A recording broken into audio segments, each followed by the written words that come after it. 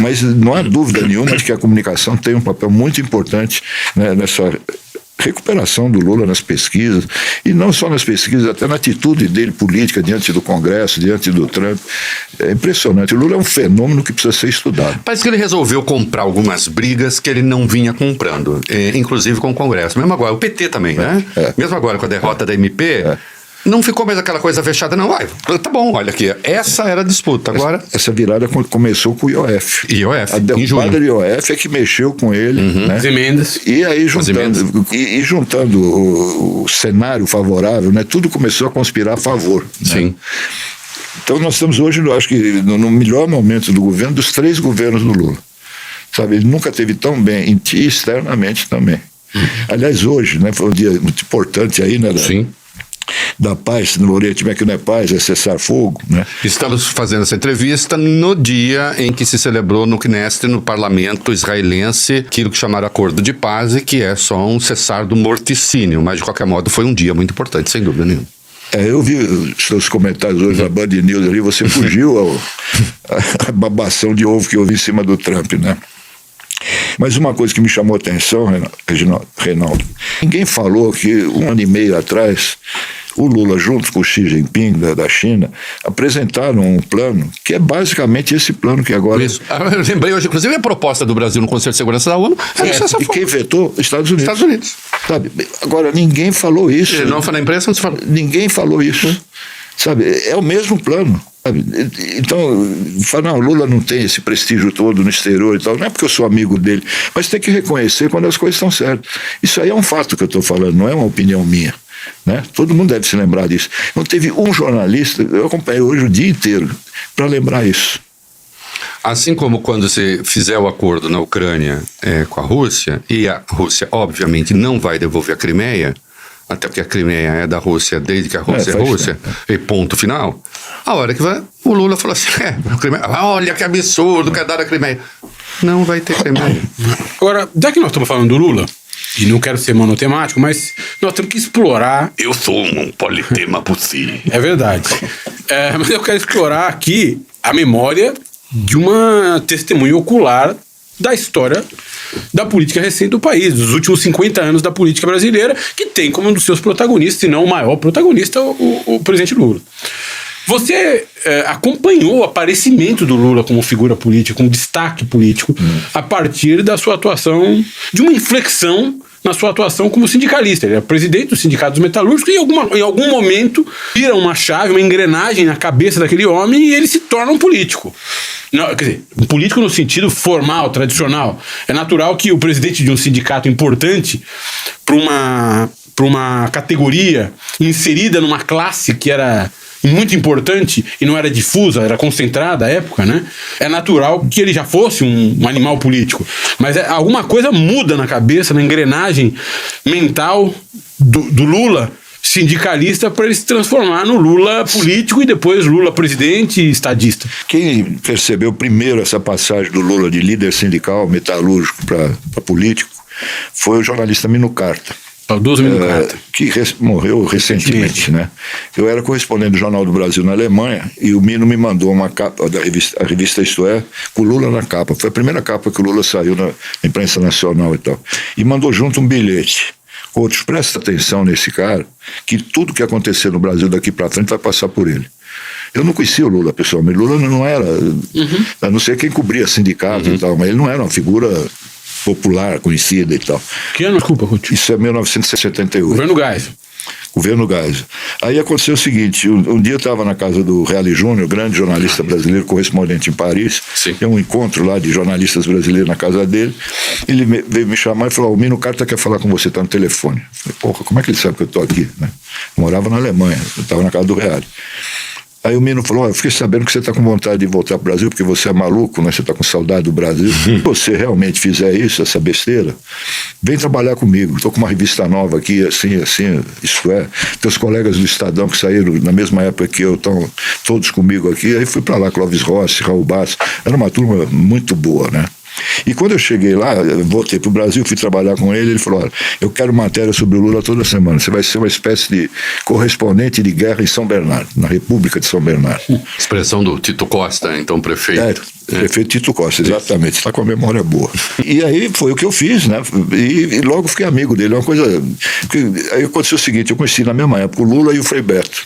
O Frei Beto tinha ido para São Bernardo para cuidar da pastoral operária, né? E aí eu conheci os dois e tal, e um monte de coisa que foi acontecendo uma atrás da outra, inclusive a prisão do Lula, a primeira prisão dele e tal, que o Frei Beto foi morar na casa dele para cuidar da família. E a gente ficou muito unido, nós três, né? Muitos anos depois acabamos indo junto para o Palácio do Planalto, né? Sim. Então foi uma coisa assim, embora a gente tivesse uma origem, uma trajetória de vida bem diferente, eu me identifiquei muito com esse cara, sabe? Ele não era só uma coisa política, ideológica e tal, era uma coisa mais humana, de empatia mesmo. E aí nós formamos um trio ali que estava sempre junto, nos bons e maus momentos, que era o Lula, o Frei Beto e eu, né? E matéria não faltava, porque o Lula falava pra caramba, né? Fazia 2, 3 discursos por dia, não faltava lead, que né, o repórter está sempre atrás do lead, né? A abertura da matéria, cabeça e tal. E foi assim que eu conheci essa figura, que me chamou muita atenção pela disposição dele, mesmo quando estava tudo ruim, né, naquelas greves, continua a greve, não continua a greve e tal. Como é que esse cara tendo a história dele, né, a origem dele, que já é conhecida hoje do mundo inteiro, né? Mas a capacidade, a resistência era impressionante, sabe? Ele ficava até meia-noite em reuniões no sindicato, às 5 horas da manhã ele estava na porta de fábrica fazendo piquete, né? E uma coisa que eu descobri, como é que ele falava exatamente a linguagem que ele chamava de peãozada, né? Os peões do ABC, né? Ele conseguia entender aquele povo todo, como é que ele fazia, não tinha mistério. Quando ele chegava no estádio de Vila Euclides, em vez de ele subir direto no palanque, entrando por trás e subir no palanque que foi montado, ele entrava pela frente, atravessava aquela massa toda que estava no gramado, né, que o gramado todo era tomado de gente, ia um ouvindo o outro, como é que estão as coisas, como é que está em casa, não sei o que. Ali ele pegava... Organizava o discurso. O humor, a temperatura. A temperatura, não adiantava ele falar, chegar lá e dizer, vamos continuar a greve, se o pessoal já estava com de fazer greve. E isso o Lula levou para a política. Sabe, é impressionante. Ele tem uma cultura auricular, que é um negócio, sabe? Ele juntou lá no Instituto de Cidadania, que ele criou depois de perder a primeira eleição presidencial, as melhores cabeças do país em todas as áreas. E não era só gente do PT, não. Tinha muita gente do PSDB, de outros partidos, e discutia o Brasil ali. Depois nós começamos a fazer as caravanas da cidadania. Primeiro era teoria lá, não sei o que. Então agora vamos ver. Como é que é? E a realidade... Da teoria e debate para a revista. Exatamente isso. Para. Então hoje, o Lula é o cara que teve os melhores professores, professor no sentido de gente que explicou o mundo para ele, o Brasil, a economia, a política e tal, e o maior conhecimento do povo brasileiro, que eram as caravanas da cidadania, que até hoje ele diz que foi a melhor coisa que ele fez na vida. Que não sei se todo mundo se lembra, mas isso começou na campanha de 94, a primeira eleição ele perdeu para o Collor, né? Sim.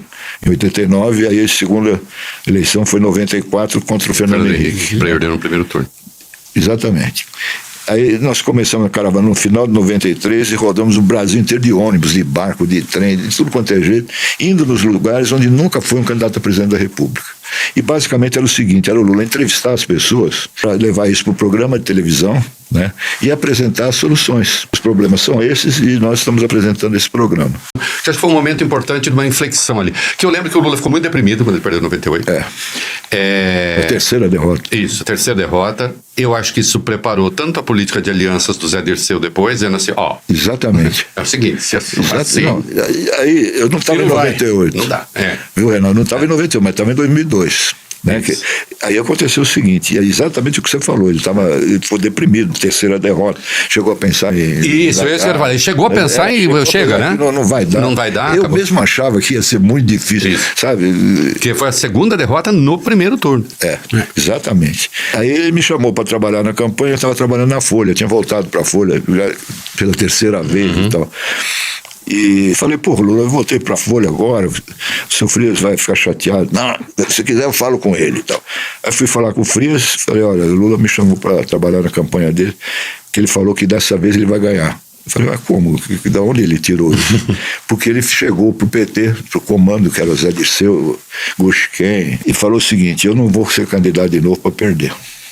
E tem um detalhe que muita gente esquece, que ele disputou a prévia do PT com o Suplicy. O Suplicy queria ser candidato também. Você vê como é que estava a situação.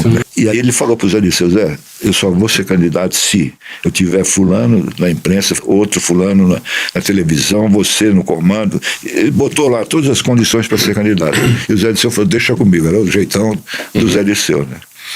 E eu não estava muito afim de ir, mas aí o Duda Mendonça, que era para ter trabalhado com a gente em 89 e foi vetado no PT, não deu certo e tal, o Lula falou: eu quero Duda Mendonça na minha campanha. O programa de televisão é Duda, eles ficaram muito amigos e tal.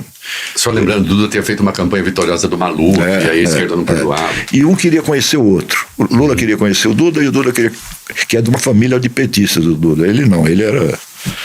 Bom, aí fiz um jantar lá em casa, os dois ficaram amigos, assim, daquele negócio. O Lula tem isso, né? Amor à primeira vista.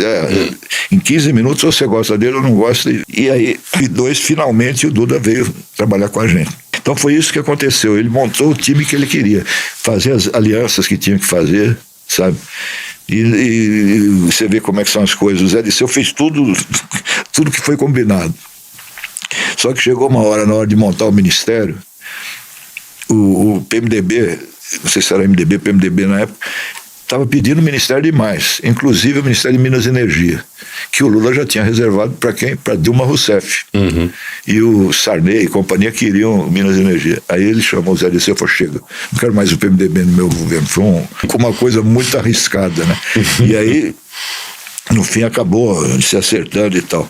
Mas a campanha política é feita de muitos acidentes de percurso, de coisas que você tem sorte. Eu tinha um segurança lá muito engraçado chamado Spinoza. Aliás, os seguranças eram todos muito intelectuais, né? Tinha um chamado... Spinoza, pois é, o grande filósofo. O outro Aurélio, pai dos burros, e o outro Freud. Na verdade, eram esses três seguranças. Né? Imagina, né? Que Aurélio, Freud e Spinoza, né? Que trio.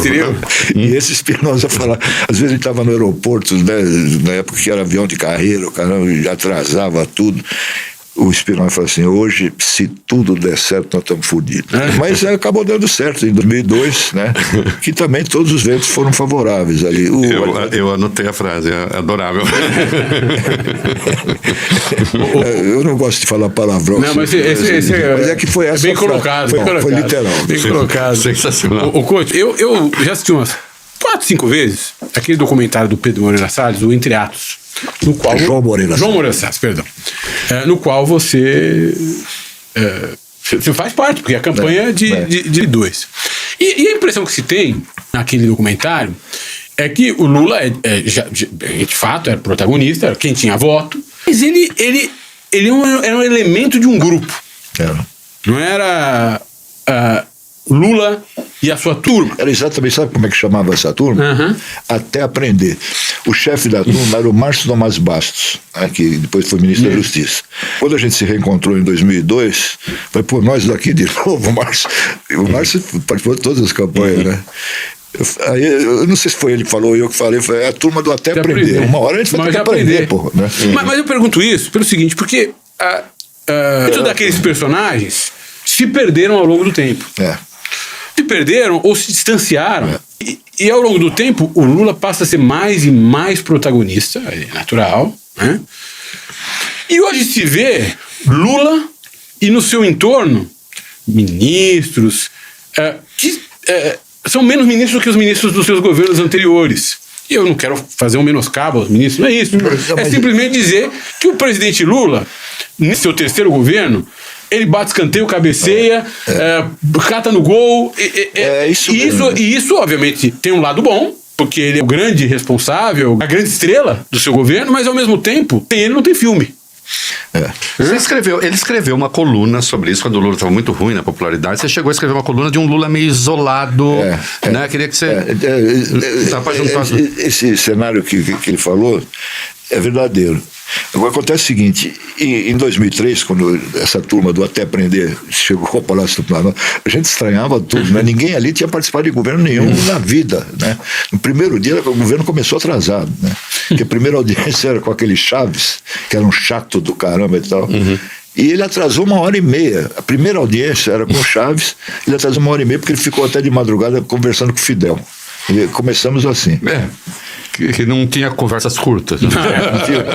Mas todo mundo que foi trabalhar com o Lula, embora não tivesse experiência de governo, um ou outro tinha sido prefeito, o Palocci, por exemplo, era uma turma muito unida, né? E muito igual. Todo mundo se tratava, do Lula ao segurança, todo mundo no mesmo time, né? Agora, isso que você falou mudou muito. Daquela primeira turma, sabe quem sobrou trabalhando com o Lula? Me fala. Sobrou um da primeira turma, que está com ele até hoje. Gilberto Carvalho. Não, o Camuto não era do governo. Não era, é verdade. Não Gilberto Carvalho, talvez? Não, o Gilberto está num ministério aí, mas não está mais no Planalto, no Palácio do Planalto. É o fotógrafo. O Stucker. É o homem mais poderoso. Beijo para o Stucker. Um gênio absoluto. Gente finíssima. Gente agradabilíssima. E, de fato, ele é brilhante. E não fica velho também. E você sabe que na campanha 22, quando eles se conheceram, como é que foi? Ele era fotógrafo da revista Caras. O primeiro encontro deles, ele queria fazer uma foto no barco que a gente estava na Amazônia, com um monte de frutas, flores. Ele fez um cenário lá. O Lula ficou puto, né? Porque, pô, era uma caravana de trabalho, né? Com um monte de caras. Assim, a Ilha de Caras. Ilha de Caras, né? Já não foi com a cara dele. Mas aí ele cismou que ele queria fazer o Lula na intimidade. E me encheu o saco para disso. Eu falei, olha o seguinte, o Lula está ali, você já conhece ele.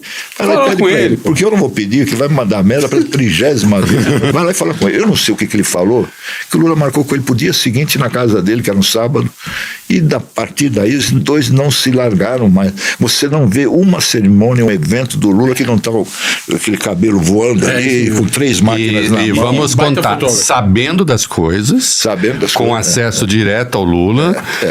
A última entrevista que eu fiz com o Lula faz 2 meses, ele tá mais enfronhado nas coisas todas do que qualquer outra pessoa. Aliás, daria uma bela entrevista. Muito bem informado. Aliás, vai ter que ver. Esse você tem que chamar. É genial.